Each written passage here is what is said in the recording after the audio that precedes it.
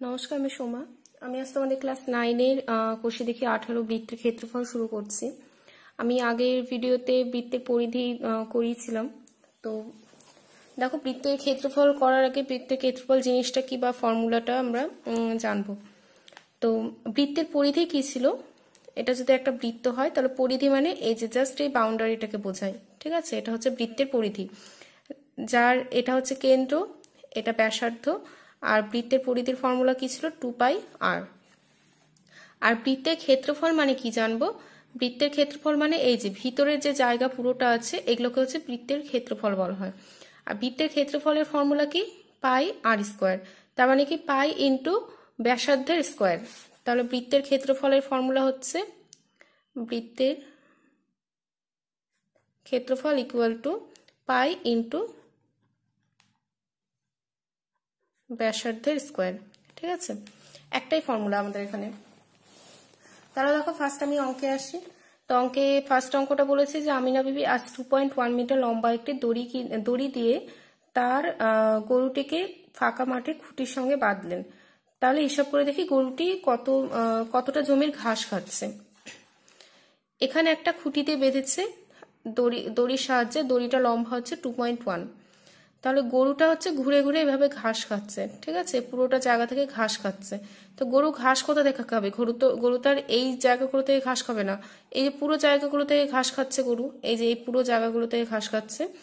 তাহলে দেখো, এখানে বৃত্তটার ব্যাসার্ধ কি হচ্ছে? 2.1। আর গরু যে ঘাস খাচ্ছে সেটা কোথা থেকে ঘাস খাচ্ছে? বৃত্তের ক্ষেত্রফল থেকে। তাহলে বৃত্তের যেটা ক্ষেত্রফল সেটাই কি গরুর ঘাস খাওয়ার যে পরিমাণটা সেটা। তাহলে এখানে লিখছি 1 নম্বর দিয়ে যে বৃত্তের ব্যাসার্ধ ইকুয়াল টু 2.1 মিটার। তাহলে বৃত্তের ক্ষেত্রফল ইকুয়াল টু পাই ইন্টু ব্যাসার্ধের স্কোয়ার। তাহলে পাই মানে 22/7, ব্যাসার্ধের স্কোয়ার মানে 2.1 ইন্টু 2.1।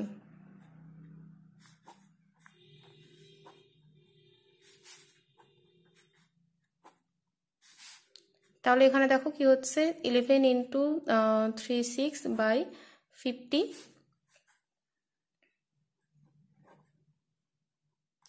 তাহলে আমরা এখানে পেয়ে যাব, এটা ক্যালকুলেশন করে আমরা তাহলে এখানে পাবো যে হচ্ছে 13.86 বর্গ মিটার।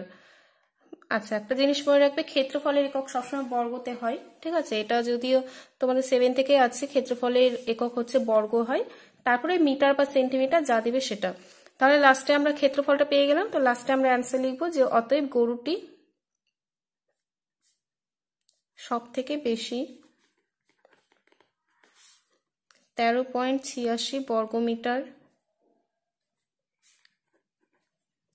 জমির ঘাস খাবে। ব্যাস, এই হলো অ্যান্সার। এবার নেক্সট 2 নম্বরটা বলেছে সুহানা একটি বৃত্ত আঁকবে যার পরিধি বলে দিয়েছে 35.2 সেমি। তাহলে সুহানা যে বৃত্তটা আঁকবে তার ব্যাসার্ধ কত নেবে আর ক্ষেত্রফল কত হবে? দেখো, এখানে আমাদের ডিরেক্ট ব্যাসার্ধটা বলেনি, আমাদের এখানে কি বলে দিয়েছে? পরিধি বলে দিয়েছে। পরিধি থেকে আমাদের ব্যাসার্ধ পেতে হবে আর কি পেতে হবে? ক্ষেত্রফল পেতে হবে, ঠিক আছে? তো পরিধি থেকে ব্যাসার্ধ কি পাবো? আমরা যদি ব্যাসার্ধ আমাদের সেক্ষেত্রে ধরে নিতে হবে। তো দেখো, ফার্স্টে আমি ধরে নিচ্ছি বৃত্তাকার ক্ষেত্রের ব্যাসার্ধ ইকুয়াল টু আর। তাহলে পরিধি কি হবে? 2πr। তাহলে 2πr ইজ ইকুয়াল টু কত? 35.2, ঠিক আছে? তো পাই মানে 22/7 বসাচ্ছি, এখানে ক্যালকুলেশন করলাম। আর মানে কত পাচ্ছি আমরা? 5.6। তাহলে আর এর মান পেয়ে যাচ্ছি। আমাদের কি চেয়েছিল? যে ব্যাসার্ধের মানটা চেয়েছিল, আর মানে ব্যাসার্ধই চেয়েছিল, মানে ধরেছিলাম আমরা। তাহলে অতএব বৃত্তাকার ক্ষেত্রে ব্যাসার্ধ কত? 5.6 সেমি, কারণ আমাদের অঙ্কটা সেমিতে বলেছে। দেন আমাদের কি চেয়েছে? এবার চেয়েছে যে বৃত্তাকার ক্ষেত্রের ক্ষেত্রফল। তাহলে ক্ষেত্রফলের ফর্মুলা কি? পাই ইন্টু ব্যাসার্ধের স্কোয়ার। তাহলে পাই ইন্টু 5.6 এর হোল স্কোয়ার। তাহলে 5.6 কে এখানে ভেঙে নিয়ে দশমিক উঠিয়ে দিয়েছি, পায়ের মানটা বসিয়েছি। ক্ষেত্রফলের একক কি? বর্গ সেমি। সেই জন্য লাস্টে ক্যালকুলেশন করে অ্যান্সার কত হয়েছে? এত বর্গ সেমি। তাহলে এই হচ্ছে অ্যান্সার। এবার দেখো, 3 নম্বর অঙ্কটা হচ্ছে 2 এর পুরো রিভার্স অঙ্ক একদম। 2 এর অঙ্কটা আমাদের দিয়েছিল, পরিধি দিয়ে দিয়েছিল, সেখান থেকে ব্যাসার্ধ আর ক্ষেত্রফল বের করতে বলেছিল।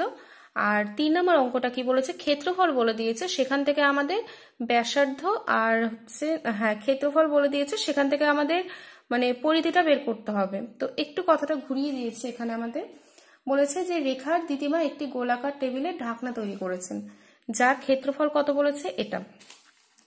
দেখো একটা গোলাকার টেবিল, এরকম একটা টেবিলের ঢাকনা তৈরি করেছেন, যার ক্ষেত্রফল মানে এই যে এটা বলে দিয়েছে, ঠিক আছে, এটা কত 5544 বলে দিয়েছে।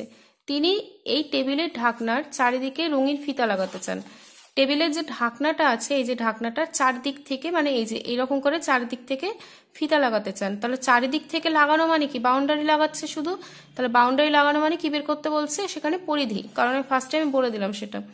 হিসাব করে দেখি কত দৈর্ঘ্যের ফিতা লাগাতে হবে, মানে এই যে এই বাউন্ডারি গুলোতে চারধার দিয়ে ফিতা লাগাতে গেলে কত দৈর্ঘ্যের লাগাতে হবে, তার মানে কি বের করতে বলছে আমাদের এখানে ক্ষেত্রফল বলে দিয়েছে, আর চারিধার মানে পরিধিটা বের করতে বলছে। তো ঢাকনার ক্ষেত্রফল কত 5544 বর্গ সেমি, তো সেই ক্ষেত্রে আমি ব্যাসার্ধটা ধরে নিচ্ছি আর। তো এখানে যেহেতু ক্ষেত্রফল বলে দিয়েছে, তাহলে পাই আর স্কোয়ার মানে পাই ইন্টু ব্যাসার্ধের স্কোয়ার ইজ ইকুয়াল টু কত ওই ক্ষেত্রফলটা। তাও আমি এখানে ক্যালকুলেশন করে নিয়েছি, পায়ের জায়গায় 22/7 বসিয়েছি। আচ্ছা, দেন আর স্কোয়ার ইজ ইকুয়াল টু হয়েছে এটা, তাহলে আর মানে কত √ওভার দিয়ে যাচ্ছে। এবার এই যে 252 আছে, এটাকে আমি উৎপাদক করে ভেঙে নিয়েছি, ঠিক আছে, আমার সুবিধার জন্য আমি উৎপাদক করে ভেঙে নিয়েছি এখানে। তাহলে 2 2 থেকে একটা 2, 2 3 থেকে একটা 3, 2 7 থেকে একটা 7, মানে আর ইকুয়াল টু হচ্ছে 42। তার মানে ব্যাসার্ধ কত হচ্ছে 42 সেমি। এবার আমাদের কি বলেছে, চার ধার দিয়ে মানে এই যে গোলাকার টেবিলটা চার ধার দিয়ে ফিতে লাগাতে হবে কত মিটারে, তার মানে চার ধার দিয়ে লাগানো মানে কি তার পরিধি বের করতে বলছে। তাহলে দিদিমাকে রঙিন ফিতে কিনতে হবে কত 2 পাই, আর পরিধির ফর্মুলা আমরা এটাই জানি। তাহলে 2 পাই মানে কত 22/7, আর মানে কত পেলাম 42, তা কাটাকাটি করে আমরা কত পাচ্ছি 264 সেন্টিমিটার, ঠিক আছে, এই হচ্ছে অ্যান্সার। তো নেক্সট 4-এ আসছি।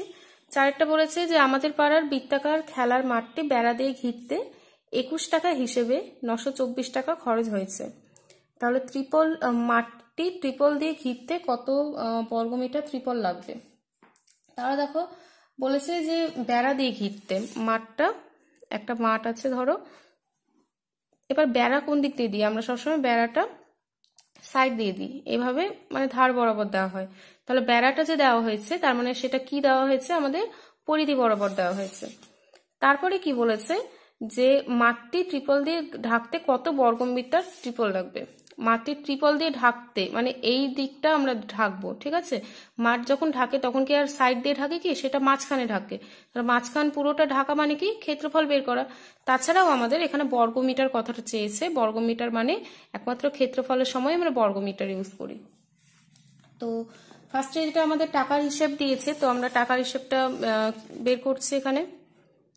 4 নম্বর অঙ্ক বলেছে যে 21 টাকা খরচ হচ্ছে প্রতি মিটারে, মানে 21 টাকা খরচ হয় 1 মিটারে। তাহলে বেড়া দিয়ে ঘিরতে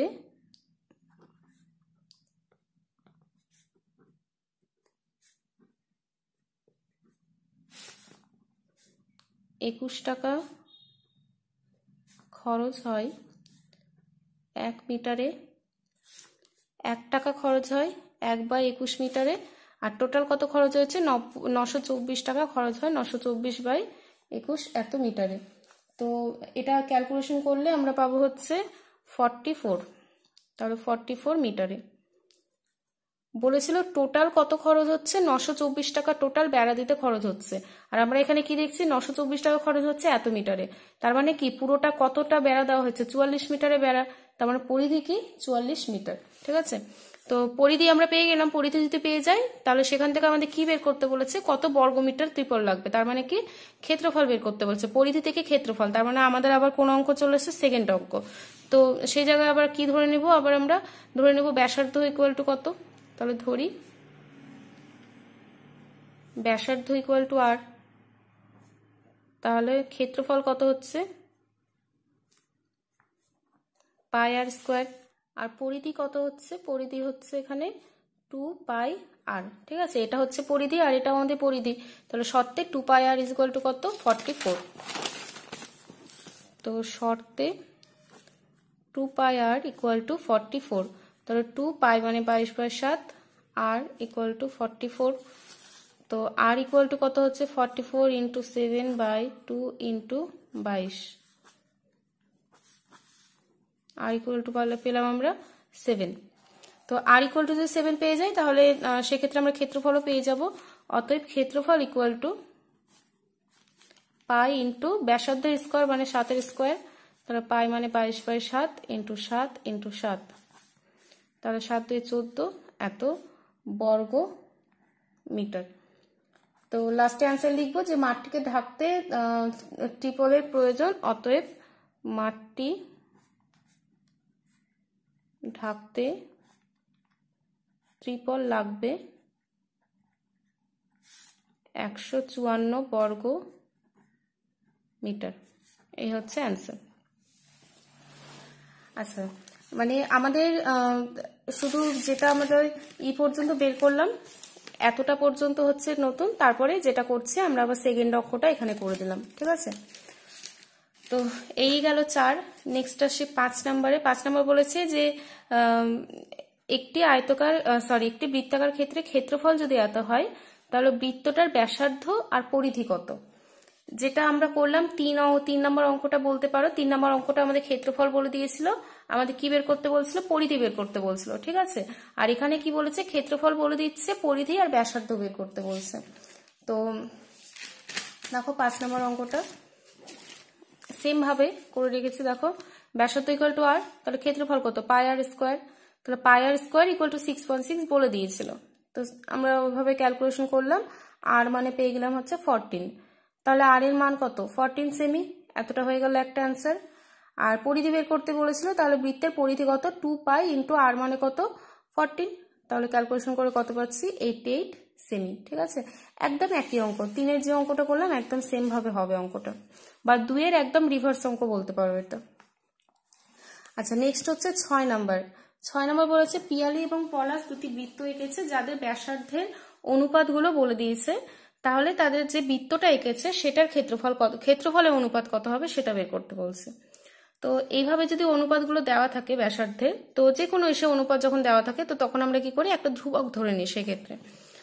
তো আমরা ধরে নিচ্ছি যে ধরি বৃত্ত দুটির ব্যাসার্ধ কত, একটা হচ্ছে 4 আর একটা 5 আর, ঠিক আছে।